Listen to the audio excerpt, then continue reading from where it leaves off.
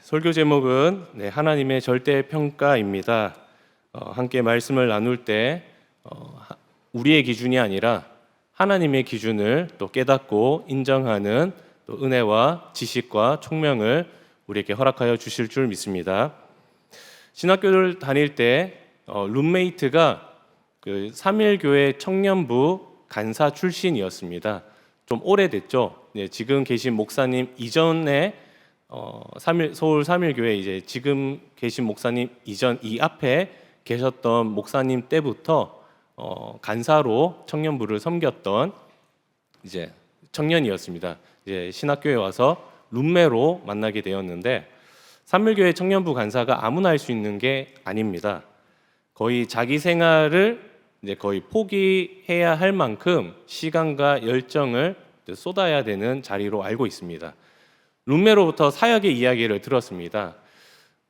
저도 이제 청년 때 나름 많이 한다고 생각했었는데 감탄이 나올 만큼 정말 열심히였습니다. 새벽기도 참석하고 성경 공부 참석하고 성경 공부도 인도하고 또 교회 안에 있는 양육도 이제 받고 또 청년들 간사니까 이제 자기가 섬기고 있는 청년 팀에 이제 계속 이제 신방도 다니고 신방을 하고 나면은 근데 우리 바울 디모데 리더들은 보고서 안 쓰죠. 좋은 줄 아세요. 그 삼일교회는 보고서도 작성해가지고 이제 그걸 막 이렇게 하는 걸로 알고 있습니다. 이야기를 듣기만 해도 와 대단하다 이런 생각들 정도로 거의 자기의 모든 것을 쏟아 부었습니다. 룸메도 이야기합니다. 자신이 청년부에 그 삼일교회 수천 명 정도 될까요? 그 인원의 신앙 표준 모델인 줄 알았다고. 청년부 지체들이 나처럼 자기처럼 신앙생활 해야 된다고. 어느 날 그 생각이 교만임을 깨닫고 와르륵 무너졌다고 이야기 저한테 우리 룸메들한테 나눠줬습니다. 구체적인 이야기는 안 해줬던 걸로 아는데 아마도 말씀 앞에서 또 기도하면서 자기의 교만이 드러나지 않았을까 생각은 합니다. 이처럼 우리의 신앙평가는 상대평가입니다. 나와 다른 지체들을 비교합니다. 나와 불신자들을 비교합니다. 그 비교 속에서 때로는 영적 우월감에 빠지기도 합니다. 그래도 나는 저 사람보다는 괜찮아. 그래도 나는 저 지체보다는 하나님 앞에 괜찮은 사람이야. 나는 교회 밖에 있는 저 사람들보다는 하나님 앞에 제법 괜찮은 사람이야. 여러분, 하나님의 평가도 상대평가일까요? 하나님의 평가는 절대평가입니다. 하나님은 우리를 다른 누군가와 비교하시지 않습니다. 하나님은 하나님의 기준과 하나님의 관점은 예수 그리스도이시죠. 예수 그리스도를 믿느냐, 믿지 않느냐. 예수 그리스도 안에 있느냐, 예수 그리스도 밖에 있느냐. 오늘 임마누엘 찬양대가 불렀던 찬송가, 제가 좋아하는 찬송가 중에 하나인데 주 안에 있느냐, 주 밖에 있느냐. 예수 그리스도를 믿는 사람에게는 구원, 예수 그리스도를 믿지 않는 사람에게는 심판, 두 가지밖에 없습니다. 이와 같은 하나님의 기준은 예수 그리스도를 우리의 기준으로 삼을 때, 우리의 절대적 기준으로 삼을 때 우리의 마음도 영적 우월감에서 탈피하고 하나님 앞에 낮은 마음으로 겸손한 마음으로 나아가게 됩니다. 로마서 2장에서 사도 바울은 유대인들의 영적 우월감을 무너뜨리죠. 우상을 숭배하는 이방인들은 하나님 앞에 죄인입니다. 유대인들도 이 사실에는 동의할 것입니다. 누구도 반박하지 않을 것입니다. 사도 바울은 2장에서 선포합니다. 유대인 너희도 하나님 앞에서 죄인이다. 유대인들은 동의하지 않겠죠. 우리가 왜 죄인입니까? 우리가 왜 이방인들과 똑같은 사람들입니까? 우리는 저 사람들과 다릅니다. 사도 바울은 왜 유대인이 하나님 앞에 죄인인지 2장에서 설명하고 있습니다. 첫 번째로 모든 사람은 죄인입니다. 여러분들은 동의하시나요? 아마도 이론적으로는 이해하시는 분들이 있는데 마음으로 동의 못하시는 분들도 있으실 거고, 더 나아가서는 이론적으로도 머리로도 이성으로도 이해 못하는 분들이, 동의 못하는 분들이 계시리라 생각합니다. 법 없이 살 사람, 누구보다 선하고 착한 사람, 도덕적으로 탁월한 사람이 어떻게 죄인이라고 말할 수 있겠습니까? 질문할 수 있겠죠. 이게 유대인들이 가졌던 반박이었습니다. 1절입니다. 그러므로 남을 판단하는 사람아, 누구를 막론하고 내가 핑계하지 못할 것은 남을 판단하는 것으로 내가 너를 정죄함이니 판단하는 내가 같은 일을 행함이니라. 유대인들은 어떤 사람이었나요? 남을 판단하는 사람들입니다. 소위 선을 긋는다고 표현하죠. 요즘 같은 간단한 표현으로는 선을 긋는다고 이야기합니다. 우리 교회는 너희들과 달라. 우리 학교는 너희들과 달라. 우리 회사는 다른 회사들과 달라. 우리는 너희들과 달라. 선을 긋는 거죠. 유대인들이 이방인들에게 선을 그었습니다. 우리 민족은 당신들과 다릅니다. 뭐가 다릅니까? 유대인과 이방인들이 뭐가 다릅니까? 가장 확실하게 드러나는 것은 율법이죠. 유대인들은 율법을 가졌습니다. 어릴 때부터 할례를 받았습니다. 신앙 고백과 비슷한 거거든요. 나는 하나님의 백성입니다. 이런 신앙 고백이랑 비슷하거든요. 여호와께 제사를 드렸습니다. 반면에 이방인들은 율법이 없죠. 할례도 받지 않습니다. 여호와께 제사도 드리지 않습니다. 우상을 숭배하는 사람들입니다. 유대인들의 눈에 이방인들은 유죄죠. 마치 유대인들은 자신들이 최종 재판장인 것처럼, 대법원에 있는 대법관인 것처럼 판결을 내리는 거죠. 유대인은 하나님 앞에서 무죄, 이방인은 하나님 앞에서 유죄. 유대인의 평가도 상대평가였습니다. 유대인은 이방인들보다 더 나은 존재야, 스스로 생각한 거였죠. 그러나 하나님의 평가는 절대평가였습니다. 하나님은 유대인과 이방인을 비교하시지 않습니다. 하나님은 무엇을 보시나요? 본문을 근거로 했을 때는 율법이죠. 너희가 율법을 지키느냐, 지키지 않느냐. 종종 뉴스에서 법을 지키지 않는 법조인들을 보게 됩니다. 법대를 졸업하였고 사법고시를 패스한 사람들입니다. 그 어렵다고 하는 사법고시에 합격했는 사람들입니다. 판사, 검사, 변호사로 활동하였습니다. 누구보다도 법학을 잘 아는 사람들입니다. 법전을 줄줄줄 입으로 책을 보지 않더라도, 찾아보지 않더라도, 우리처럼 챗GPT를 검색하지 않더라도 자기가 전공하고 있는 분야의 법에 대해서는 입으로, 구두로 말하고 설명할 수 있는 사람들이 법조인들이죠. 그럼에도 불구하고 법을 위반하면은 범죄자입니다. 똑같이 법의 심판을 받고 똑같이 죄수복을 입고 교도소에 들어가야 합니다. 그들이 가지고 있는 조건, 그들이 가지고 있는 어떤 특권, 자기가 법조인이라는 신분, 그리고 그들이 가지고 있는 경력, 그리고 그들이 가지고 있는 지식이 면죄부가 되지 않습니다. 유대인들도 마찬가지였습니다. 사도 바울이 하나님을 통해서 말씀하시고자 하는 것도 비슷한 거죠. 율법을 가졌을지라도, 할례를 받았을지라도, 여호와께 제사를 드렸을지라도 여호와의 말씀을 지키지 않는 사람은 어떤 사람인가? 그냥 하나님 앞에 죄인이다.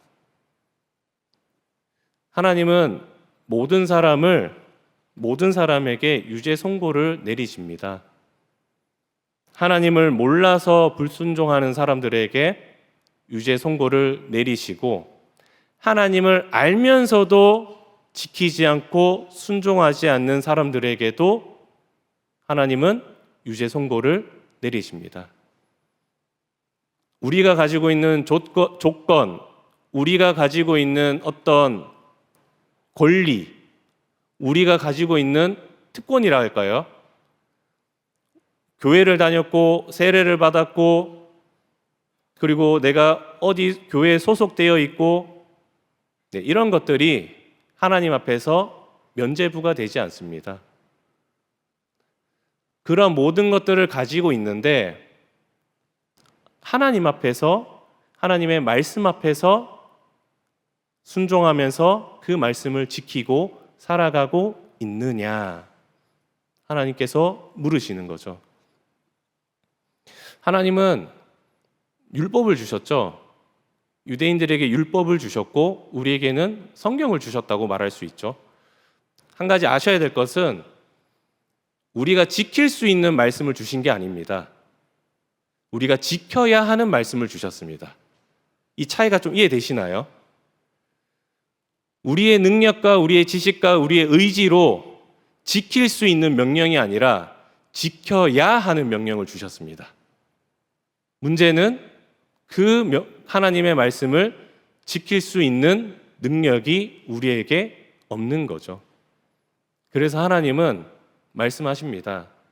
모든 사람이 이 말씀 앞에서 다 유죄 선고가, 하나님의 심판이 내려질 것이다.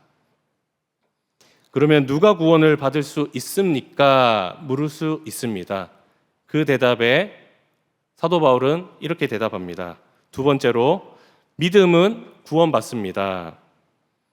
우리가 알고 있는 것처럼 하나님을 믿는 자, 예수님을 믿는 자, 십자가를 믿는 자, 하나님께 소망을 두는 자, 비록 그가 하나님의 말씀에 불순종하였을지라도 하나님께서 구원하신다고 약속하십니다. 7절입니다. 참고 선을 행하여 영광과 존귀와 썩지 아니함을 구하는 자에게는 영생으로 하시고, 선한 행위를 강조합니다. 7절을 보시면은 참고 선을 행하여, 10절에도 비슷한 표현이 나오죠. 선을 행하는 각 사람. 어떤 사람이겠습니까? 선을 행하는 사람. 우리가 상식적으로 알고 있는 어떤 성인 군자를 의미하지 않습니다. 탁월한 윤리 도덕적 능력을 가진 사람을 의미하지 않습니다. 7절 뒤에 나오죠. 영광과 존귀와 썩지 아니함을 구하는 자. 하나님께 쉽게 말하면 나에게 소망이 없고 하나님께 소망이 있으니 여호와께 구원과 부활을 기도하고 간구하는 것. 우리가 하나님께 무릎 꿇고 나를 구원하여 달라고, 나를 지켜달라고 그 기도와 간구를 하나님은 무엇으로 받으신다? 선한 행위로 받으십니다. 어떤 사람이 여호와께 소망을 두고 간구할 수 있겠습니까? 앞에 이야기를 연결해서 받아서 설명하면은 모든 사람이 하나님 앞에 죄인이라고 그 하나님의 선포와 유죄 선고를 믿고 인정하는 사람입니다. 율법을 읽으면 읽을수록 자신의 불순종을 깨닫습니다. 순종하려고, 말씀을 지키려고 내가 정말 이 말씀대로 하나님 앞에 거룩한 삶을 살려고 발버둥 치는데 발견되는 것은 나의 불순종입니다. 하나님의 말씀대로 살지 못하는 나를 발견합니다. 하나님의 심판이 진리대로 임한다는 그 말이 나에게 이루어지는 말이라고 자신에게 적용합니다. 그때 하나님을 찾고 구하게 됩니다. 아픈 사람이 병원을 찾고 의사를 찾듯이 갈증이 목마른 사람, 타는 목마름으로 갈증으로 고통스러워하는 사람이 시원한 생수를 찾듯이 죄로 인하여 몸부림치는 사람이 여호와를 찾습니다. 하나님, 나를 불쌍히 여겨 주옵소서. 나를 구원하여 주옵소서. 나는 나를 구원할 수 없습니다. 하나님이 나에게 은혜와 긍휼을 베풀어 주셔서 이 죄에서 나를 구원하여 주옵소서. 판사 앞에서 자기 죄를 인정하는 범죄자의 모습과 비슷합니다. 예를 들어 운전 중에 무단횡단하는 사람을 차로 쳤습니다. 운전자는 억울하다고 무죄를 주장합니다. 나는 신호를 지켰고 제한 속도도 지켰습니다. 잘못은 무단횡단하는 저 사람에게 있습니다. 왜 나는 법을 어긴 게 없는데 왜 나에게 죄를 유죄 선고를 내리십니까? 판사가 묻겠죠. 신호도 지켰고 제한 속도도 지켰는데 왜 브레이크를 밟지 않았습니까? 왜 길을 지나가는 도로를 건너가는 보행자를 못 보았습니까? 당신이 전방 주시를 제대로 안 한 것 아닙니까? 네, 이러한 설명과 어떤 법적인 근거를 제시하면은 운전자도 인정할 수밖에 없겠죠. 제가 보행자를 미처 못 봤습니다. 선처를 부탁드립니다. 제가 지금까지 한 번도 이런 적이 없는데 한 번만 선처해 주시면은 다시는 이런 일이 없도록 하겠습니다. 마치 자기 죄를 인정하고 고백하는 모습. 하나님 판사에게 선처를 구하듯이 자기가 죄인임을 깨달을 때 하나님께 은혜를 구합니다. 사회법정은 자기 죄를 인정하는 사람에게 무죄 선고 내리지 않습니다. 자기가 자백을 하더라도 죄를 인정하더라도 사회법정은 유죄 선고를 내립니다. 정상 참작을 하더라도 조금 감면할 뿐이지 그래도 벌금을 내든지 징역을 살든지 법적 책임을 지게 합니다. 하나님은 다르신 것 같습니다. 성경을 보시면 하나님 앞에서 자기 죄를 인정하는 사람에게 하나님은 무죄를 선고하십니다. 그 증거로 무엇을 주신다고 약속하십니까? 네, 영생, 곧 영원한 생명을 주십니다. 네, 10절에는 영광과 존귀와 평강이 있으리라.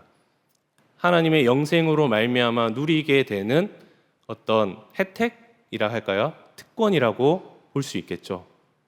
자기 죄를 인정하고 나에게 소망이 없고 하나님을 찾는 사람, 하나님께서 그에게 영광을 주시고 평강을 주시고 영원한 생명을 주십니다.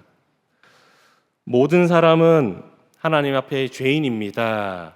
이 하나님의 선포와 이 하나님의 진리를 믿고 인정하는 것을 하나님은 순종으로 받으십니다. 우리가 그 말씀에 따라 살아갈 수 없는데 하나님의 말씀대로 살아가고자 하지만 살아갈 수 없는 존재임을 인정하는 것, 하나님의 말씀이 이것이었군요. 나는 하나님의 말씀을 지킬 수 없고 순종할 수 없는 존재입니다. 그것을 인정하고 고백하는 것, 하나님이 나에게 순종하였구나. 그 순종으로 받으십니다. 세 번째로 행위는 심판받습니다.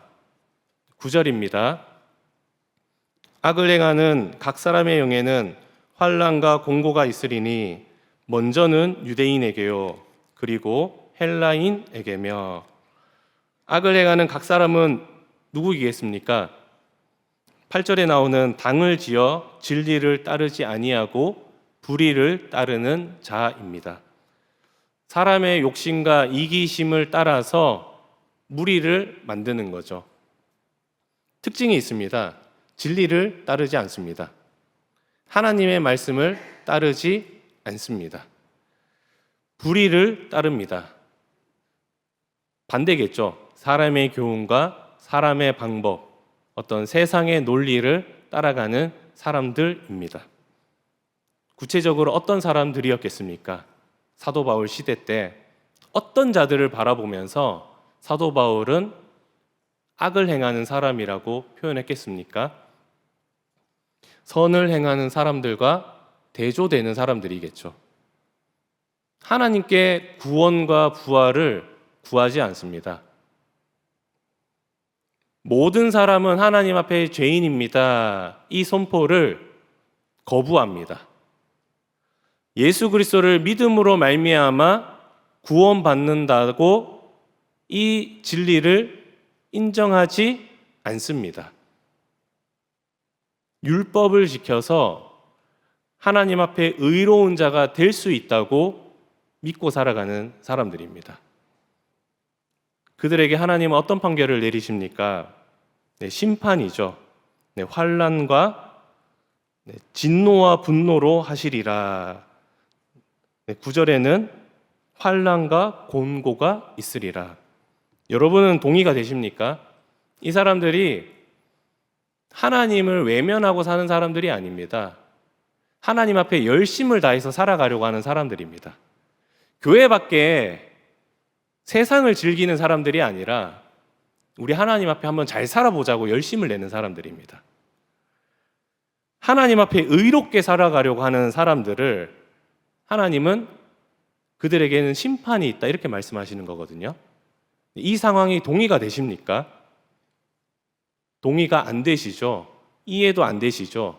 바리새인들도 이해가 안 되고 동의가 안 돼서 예수님을 십자가에 못 박았습니다. 이유가 있습니다. 그 마음에 하나님이 없습니다. 겉으로 볼 때는 하나님을 경외하는 사람처럼 보이는데 그들의 마음에는 하나님의 판결과 하나님의 유죄 선고를 거부하고 부정하고 받아들이지 않는 거죠. 겉으로는 내 말에 귀를 기울이고 내 말을 잘 들어주는 친구가 있습니다. 그런데 내가 어떤 생각을 하고 어떤 결정을 내리고 어떤 계획을 세울 때마다 나를 무시하고 나를 인정하지 않습니다. 내가 존중받는다고, 내가 그 친구에게 존중받고 인정받고 사랑받는다고 여기십니까? 아니죠. 위선이라고 생각하시겠죠. 하물며 하나님의 마음은 어떠하시겠습니까? 율법을 지켜서 의롭게 되는 사람들을 바라볼 때 참 오늘날 우리 표현으로는 선한 행실과 착한 행실과 윤리 도덕으로 우리가 의롭게 되고 천국에 들어가자고 하는 사람들을 바라보면서 하나님은 어떤 마음과 어떤 감정이 들겠습니까? 내가 존중받는다고 하나님께서 느끼실까요? 내가 저들에게 인정받고 경외받는다고 느끼실까요? 하나님께서도 불순종으로 여기시겠죠. 너희가 내 말과 내 명령과 내 교훈을 무시하는구나. 영대병원에서 원목으로 있을 때 한 환자를 알게 되었습니다. 좀 독특한 케이스였는데 병원에서는 3, 4개월밖에 살지 못한다고 시한부 판정을 내렸는데 1년 조금 넘게 살고 계셨습니다. 예수를 믿지 않지만 아주 착하고 선한 분이셨습니다. 생각도 맑으시고 마음도 따뜻하셨습니다. 어떻게 알 수 있을까요? 그분의 말을 보면은 알 수 있었습니다. 제가 목사로서 이제 기도하고 말씀을 전하고 찾아갈 때마다 늘 고마워하셨습니다. 이렇게 찾아와 주셔서 감사합니다. 또 간호사분들에게도 늘 따뜻한 말로 이렇게 맞이해 주셨습니다. 이렇게 천사 같은 분들이 없다고. 네, 복음을 믿진 않으셨어요. 제가 복음을 전하고 성경을 통해서 하나님은 이런 분이십니다 전하고 또 손을 잡고 기도를 하면은 아멘이라고 대답은 하셨는데 늘 그렇게 말씀하셨어요. 아직 잘 모르겠어요. 아직 잘 믿어지지 않아요. 믿고 싶은데 저도 예수 목사님 말대로 믿고 싶은데 잘 믿어지지 않아요. 아마 여기 계신 우리 청년들 아마 또 성도분들 중에도 같은 마음, 비슷한 마음을 가지고 계시지 않을까 생각은 합니다. 어느 날 오랜만에 찾아뵀습니다. 한 몇 주 더 된 것 같아요. 한 몇 달 만에, 한 두세 달 만에 찾아뵈었습니다. 조금 모습이 많이 바뀌어 계셨습니다. 살도 좀 많이 빠지셨고, 많이 야위셨고, 이제 점점 좀 이게 몸에 이제 뼈가 드러나는 이제 그만큼 좀 약해진 상태셨습니다. 또 다른 점은 바들바들 떨고 계셨습니다.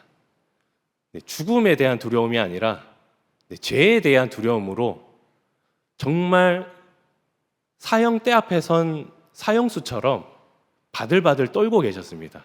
제가 태어나서 그렇게 공포를 느낀 얼굴을 처음 봤던 것 같아요. 자기 죄를 고백하면서 자기가 얼마나 나쁜 사람인지, 얼마나 악한 사람인지 막 그 이야기를 나눠주셨습니다. 뭐 목사님은 모르실 거예요. 또 뭐 간호사, 의사 선생님들은 이런 거 모르실 거예요. 이렇게 막 이야기하시면서 아닙니다. 우리도 다 똑같습니다. 에이 거짓말하지 마세요. 어떻게 목사님 같은 분이 또 여기 의사, 간호사 같은 분이 어떤 저랑 똑같을 수 있겠어요. 막 이런 말을 하셨습니다. 제가 저랑 이제 또 옆에 간호사분들도 같이 교회를 다니시는 분이었는데 저희가 같이 복음을 전했죠. 예수님을 전하고 십자가를 전하고 죄사함도 전하고 그리고 천국에 들어갈 수 있다고. 그때 놀라시면서 우리에게 되물으셨습니다. 진짜 용서받을 수 있냐고. 진짜 자기도 천국 갈 수 있냐고. 진짜 자기도 심판이 아니라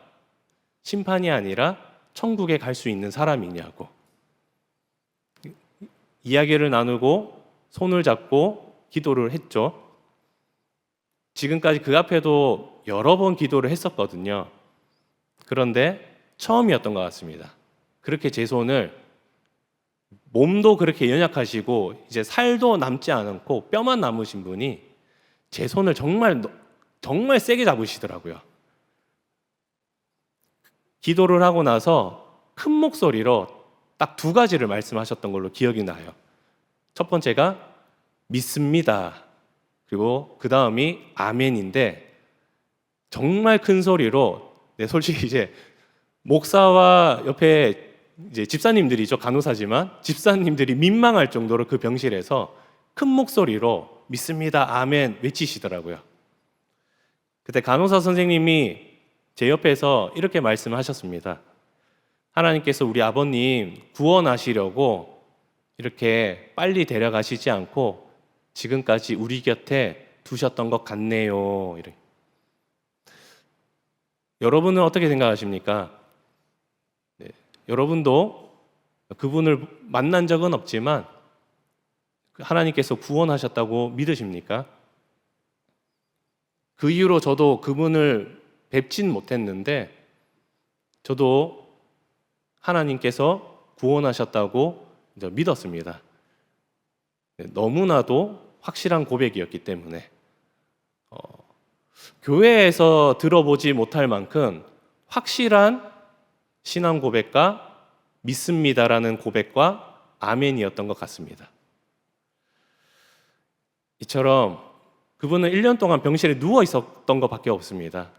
그분의 지난 삶의 과거도 누구한테 나쁜 죄 지은 적 없고 누구한테 해코지 한 적 없고 벌금 낸 적도 없고 재판장에 선 적도 없는 분이었고 마지막 남은 1년도 병실에서 거동이 불가능한 분이셨기 때문에 병실에 누워 있는 것밖에 할 수 없는 분이었는데 자기가 죄인임을 고백하면서 그리고 예수로 인해서 내가 용서받을 수 있다는 사실에 큰 기쁨으로 아멘으로 고백하셨습니다. 저도 그때 다시 한번 깨달았던 것 같습니다. 하나님의 은혜로 하나님의 인자하심이 우리 안에 있는 죄를 깨닫게 하여서 회개로 인도하고 천국으로 이끌어 주시는구나. 하나님은 우리에게 귀한 선물을 주셨죠. 아마 여기 대부분의 청년들은 기독교 가정에서 태어난 걸로 알고 있습니다. 어릴 때부터 선택권 없이 교회를 다녔습니다. 교회 문화에도 익숙하시죠? 꾸준히 예배에 참석할 수 있었습니다. 누구는 부모님과 투쟁하면서, 배우자와 투쟁하면서 이 자리에 앉아 있는데, 저를 비롯한 여기 대다수 청년들, 대다수 성도분들은 노력 없이 이 자리에 앉아 있죠.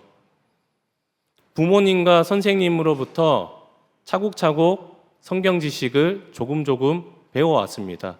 여러분들이 기억은 못하시겠지만 어느 정도 이야기를 들었을 때는 그거 나도 알아 이야기할 정도는 되시죠. 십자가를 알고 믿음을 알고 부활도 뭔지 알고 이신칭의도 자세하게 모르지만 조금은 알고 계시죠. 교회를 다니지 않는 사람들은 하나님께서 우리를 구속하셨다 이렇게 말하면은 하나님이 우리를 감옥에 가두셨다고 생각합니다. 구속이라는 말을 교회 밖에서는 감옥에 가둘 때, 고발당해서 감옥에 갇힐 때 쓰는 표현이잖아요. 그 의미로만 알고 있습니다. 세례도 받았습니다. 어릴 때부터 노력 없이 받아왔고 누려왔던 것은 하나님이 우리에게 주신 선물이었습니다. 그러나 그 하나님의 선물을 가지고 우리는 무기로 사용했죠. 나와 우리와 불신자들과 비교하였습니다. 여러분 주위에 믿는 자보다 불신자들이 더 많으시죠? 예수를 믿지 않는 사람들이 더 많으시죠? 그들의 삶의 모습은 어떠합니까? 술 마시고, 클럽 다니고, 그리고 윤리, 도덕은 무시하는 삶이 많죠. 결혼하지 않는 청춘 남녀가 해외여행을 몇 박 며칠로 가는 것에 있어서 거리낌이 없습니다. 그들을 보면서 내가 더 나은 존재라고 우리는 착각합니다. 그래도 내가 저 사람들보다는 더 경건하고 하나님 앞에서 거룩하게 살고 있어.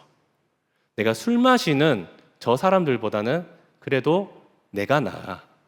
금요일 밤 클럽 가는 쟤네들보다는 금요일 밤 금요 기도에 오는 내가 그래도 하나님 앞에 더 나은 존재야. 몸에 문신을 하고 있는 저 사람들보다는 그래도 내가 더 나은 존재야. 하나님도 동의하실까요? 하나님은 우리의 행위를 불신자들과 비교하시지 않습니다. 하나님은 우리의 믿음을 보시죠. 하나님의 시선을 우리 눈에 넣어 주십니다. 불신자들을 보는 게 아니라 우리 믿음을 보게 하시죠. 나는 하나님의 말씀 앞에 순종하고 있는가? 내가 알고 있는 그 지식대로 나는 살아가고 있는가? 나는 하나님 앞에서 죄인이라고 인정하고 있는가? 나는 참으로 하나님의 은혜로 구원받았다고 믿음 안에서 고백하고 있는가? 나는 예수 그리스도의 십자가를 믿고 인정하고 고백하고 있는가? 진지하게 이 질문 앞에 선다면, 이 질문 앞에 진지하게 내 신앙을 점검하고 고백한다면 무의식 중에 우리 안에 자리 잡고 있는 영적 우월감도 무너지게 됩니다. 나도 하나님 앞에서 저 사람들과 별반 다를 바 없는 자들이었구나. 나도 하나님 앞에 죄인이었구나. 하나님께서 나를 용서하셨고 은혜로 나를 구원하여 주신 거구나.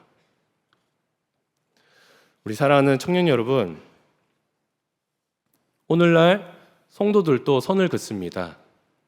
2000년 전 유대인들이 이방인들에게 선을 그었던 것처럼 오늘날 우리도 세상 사람들 앞에 선을 긋죠. 교회를 다니지 않는 사람과 교회를 다니는 사람으로 구분하고 구별하고 분리시킵니다. 하나님은 이 선을 지워버리십니다. 우리에게 우리 발 앞에 새로운 선을 그어주시죠. 어떤 선이겠습니까? 예수 그리스도를 믿느냐, 믿지 않느냐. 그러므로 기억하시기 바랍니다. 하나님의 평가는 절대평가입니다. 나와 누군가를 비교하시는 게 아니라 믿음이라는 절대선 위에 내가 주 안에 있는지 주 밖에 있는지를 하나님은 평가하십니다. 모든 사람이 하나님 앞에 죄인이라는 것을 인정하시고 나도 하나님의 은혜와 긍휼로 구원받았다는 것을 인정하시고 예수 그리스도를 고백하시고 믿음으로 구원받는 하나님의 모든 성도들 되시기를 축복합니다. 기도하겠습니다.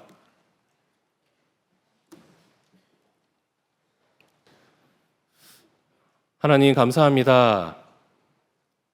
로마서 말씀을 통하여서 우리 안에 있는 기준을 무너뜨려 주시고 하나님의 시선과 하나님의 기준과 하나님의 관점을 우리의 눈에 넣어 주시고 우리의 머릿속에 넣어 주시고 우리 마음 가운데 품게 하여 주셔서 감사합니다. 사람을 비교하는 것이 아니라 하나님을 보게 하여 주시고 예수 그리스도 앞에 서게 하여 주시고 내가 주 안에 있는지 주 밖에 있는지를 보고 알고 깨닫게 하여 주옵소서. 바라기는 우리 모든 청년들이 하나님이 사랑하시는 모든 성도들이 예수 그리스도를 믿고 하나님께 구원받는 하나님의 자녀들 되게 하여 주옵소서. 하나님께 구원을, 하나님께 부활을, 하나님께 영광을, 하나님께 소망을 간구하고 기도하여 하나님 앞에 순종하는 자로 인정받는 우리 동부교회 청년들, 하나님의 성도들 되게 하여 주옵소서. 하나님께서 우리를 지키시고 보호하여 주셔서 이 믿음의 길을 끝까지 걸어가게 하여 주실 줄 믿습니다. 우리의 영적 교만함을 무너뜨려 주시고 하나님 앞에 겸손하고 사람들 앞에 겸손하여서 예수님을 자랑하고 우리의 믿음을 고백하는 모든 성도들 되게 하여 주옵소서. 감사드리며 우리 주 예수 그리스도의 이름으로 기도합니다. 아멘. 사부 예배는 우리 총회 헌금과 주일 헌금을 한 번에 드리도록 하겠습니다.